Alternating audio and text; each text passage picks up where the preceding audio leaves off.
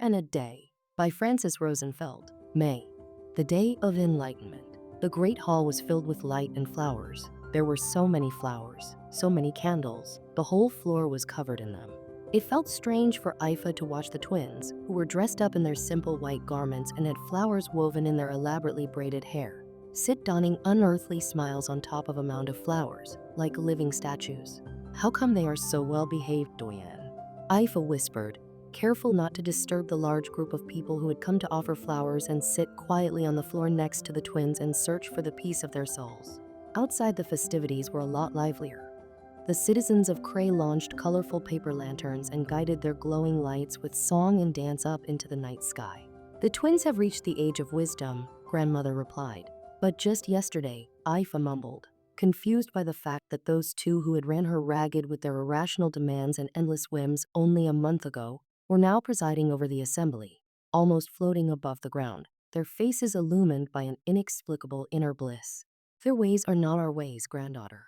We live lives which span over so many decades. For them, life is an endlessly repeating cycle over the course of 9 months every year. If they didn't get to wisdom early enough in the year, how would they teach it to us?" Grandmother said. "Why do they look so happy, Doyen? They look like they are not even there." Aifa noticed. All around the twins, people had placed trays of fruit, sweetened grain puddings, and elaborately decorated desserts. But the two didn't seem to even notice them, so far away up there in their own world. "They have moved beyond suffering," grandmother smiled. "Beyond the illusion of the real." "What do you mean, illusion, Doyen?" Aifa asked. "You like being here today?" grandmother asked. "Of course," Aifa said eagerly. "It's one of the nicest festivals. I can't wait to release the doves and the butterflies. We get to set all creatures free." The kindness of this humble symbolic gesture always warmed her heart, since she totally agreed that all living beings should be free. "So, this night makes you happy?" Grandmother looked at Aifa, who nodded in agreement. "What would happen if all of a sudden I told you that you couldn't attend? Why would you not allow me to attend, Doyen?" "I didn't do anything wrong," Aifa protested. "What if you simply couldn't? If you were, say, taken ill?" "I would be upset if I couldn't attend, of course," Aifa agreed. "So, the same event that made you happy would then make you sad," grandmother said. "That is the essence of a life of duality, the essence of suffering itself. When we become attached to the ways of this world, we get trapped between happy and sad and repeat the cycle endlessly, to no avail." "But what if I am never sad, Doyen? What if I could live a life where I only experience happiness?" "Everyone gets sad at some point, child. Everyone." "So, you're saying I should never be happy, so that I don't get sad either?" Aifa asked, almost on the verge of tears. "Not at all, granddaughter," grandmother comforted her immediately. "By all means, let being here make you happy right now. What do you see when you look around?" "The great hall, beautifully decorated," Aifa started describing. "So many flowers, lights, so many people I know." "Look closer, granddaughter. Look deeper, beyond the form you can see, into the essence of things, into the patterns of repeating things. This festivity happened last year, and the year before that, and the year before that, when the twins were different. But the heart of the events was the same. Just like tides, like the ebbs and flows of living water, people are born and die to repeat this celebration endlessly through time. What is all new for you now, a wondrous event, I have witnessed for 60 springs now. The actors are different, but the scene is the same, a recurrent dream in the sleep of the soul. But why shouldn't I enjoy it, Doyen? If it makes me happy, why shouldn't I enjoy it?" Aifa insisted, because the sounds and the colors and the whole spectacle of public joy looked so wholesome and completely devoid of guile it simply felt wrong to question it, instead of taking it to heart. "You should enjoy it. And after you enjoyed it for many years, you should also see it repeating. You should realize that all its variations never stray from the theme. And no matter how many times you're going to experience it in the future, it will always be the same. If it makes you happy, you'll be less and less happy as time goes by. And when it can't make you happy anymore, you'll experience suffering. It's only a matter of time until you start asking yourself if this is all there is, or if there is anything beyond it.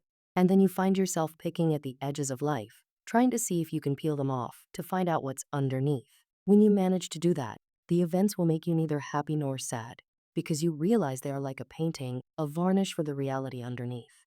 "What kind of reality, Doyen?" Aifa asked. "It is like love or faith. It is impossible to explain. But you know when you experience it, you know it without a doubt. It instantly permeates every place, person, and event. Everything becomes suddenly clear, and you wonder how you never realized it before. She looked at Aifa, who had a painfully worried expression on her face. Don't burden your mind with the worry of it, granddaughter. When reality reveals itself to you, its simple existence removes the motivation to feel pain. And if you are blessed when you are filled with its essence, you too, just like the twins, will experience bliss. Why? I don't understand. Because all suffering is caused by the craving of things we don't have.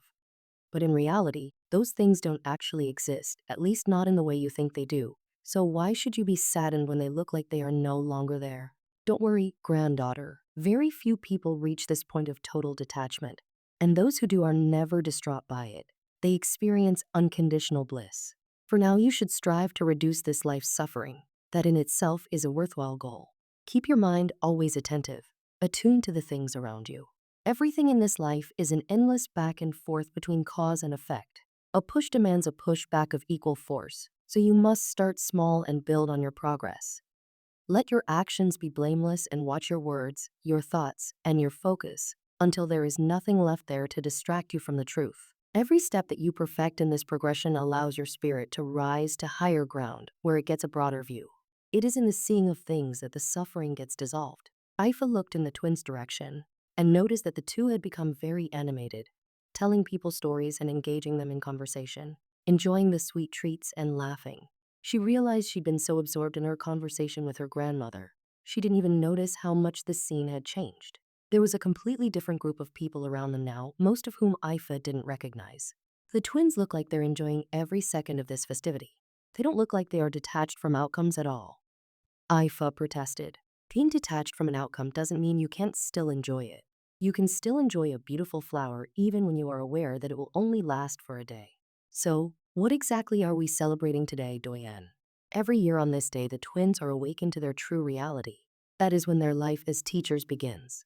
You have been their mother and their caretaker up to this point. Now you become their student. The crowd kept moving steadily past Amma and Zhao, happy to linger around them for a while, to listen to a story or be offered comfort. And after that they moved forward slowly, sprinkling the twins with water from the large bowl that was placed between them as a blessing. Aifa just wanted to say that the twins' life seemed so unfair, having to repeat the same year again and again, without even being aware of it, for who knows how many centuries. How did any being manage to cope with an existence like that? What makes you think yours is any different? Grandmother commented with a little laugh. Just because you can't remember the never-ending iterations of life, that doesn't mean they didn't happen. How many times do you think? Aifa frowned. Who knows, grandmother replied. That does put things in perspective a little bit, don't you think? So all of us and the twins will come back again and again forever? Every time the twins return, they are just a little wiser than before. At some point they will just reach perfect wisdom, and after that year they will not need to start over. They will remain among us, existing in bliss and perfect peace, and they will never grow old or die. I guess that works the same for us too. But it will probably take us a lot longer. The crowd had moved outside to enjoy the sight of thousands of paper lanterns dotting the night sky in the presence of a giant moon, which looked almost too large to be real. People were throwing flower garlands at the twins' feet. The candles had burned almost to the ground, and the time was drawing near for Aifa and her family to go home. Doyen, Aifa started tentatively. I don't want to come back again and again just to suffer. That doesn't make any sense. Then do what is in your power to do to end the cycle, grandmother smiled. All suffering starts in the mind, and that's where you have to eradicate it. Don't let evil thoughts be born and take root in your mind and replace the ones that are already there with good thoughts. Those good thoughts will become your foundation. They are like a little stepping stone on which you can get high enough to see. The more you can see, the less evil thoughts can keep their hold on you. What do you mean? Aifa said. Do you remember when you were very young how terrified you were when people brought the dragon through the streets of Cray? For years I couldn't persuade you to get close enough to it to notice that it was made of paper and strings. All human suffering is a paper dragon, Aifa. We are just too afraid of it to get close enough to it to notice. Don't live your days in the shadow of a paper dragon. But even most importantly, don't cast the shadow of a paper dragon on others. That activity is always guaranteed to bring you suffering. So why do people do it, Doyen? Why would anybody do something for which a negative result is all but certain? Aifa asked. Some do it because they don't know, others do it because they don't believe. Most do it because the results haven't happened yet, and they expect they never will. But the law doesn't care about your knowledge or belief. It is immutable, like the path of the sun across the sky. When the sun comes up, day follows. When the sun goes down, night follows. Without exception. Keep your mind in the light, granddaughter. It will not keep unpleasant events out of your life, but it will not allow them to make you suffer. There is a silver lining in unpleasantness. When we are happy, we don't want to let go of the fact that our happiness is not real. So we hold on to it for as long as we can and become attached. Nobody wants to be attached to suffering, so the mind is more willing to see it for what it is, an illusion. But in truth, both suffering and happiness are fleeting shadows. They just reside at opposite ends of the paper dragon. There is no true contentment other than the one born inside your soul. So, what should I do then? Aifa asked, confused. What you always have. Every morning, carry water from the well.